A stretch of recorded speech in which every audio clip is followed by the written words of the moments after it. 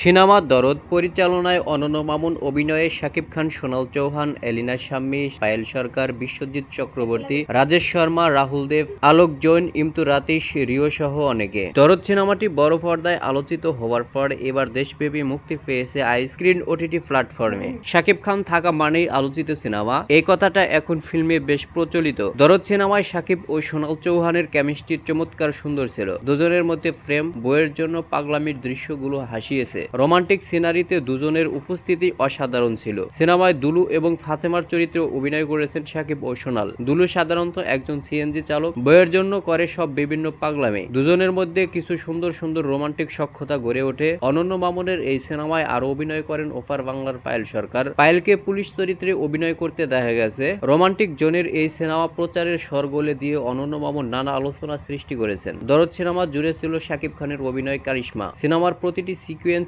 দারুণ অভিনয় করেছেন। সিনেমার লোকেশন ও নজর কেড়েছে। দেশীয় ও ওপার বাংলার এক ঝাঁক অভিনয় শিল্পী দিয়ে হয়েছে এই প্যান ইন্ডিয়ান মুভি। গানের মধ্যে দুজনের কাছাকাছি রোমাঞ্চকর মুহূর্ত দর্শকদের আনন্দিত করেছে। সিনেমাটিতে ডিজাইন, সিনেমাটোগ্রাফি দিক থেকে উন্নত ছিল। উপভোগ্যময় সিনেমাটি এখন সবাই দেখতে পারছেন আইস্ক্রিন ওটিটি প্ল্যাটফর্ম এ স্বল্প খরচে। তো আপনারা যারা হলে সিনেমাটি দেখতে পারেন, এখনই দেখে নিতে পারেন আইস্ক্রিন ওটিটি প্ল্যাটফর্মে মাত্র 30 টাকার বিনিময়ে।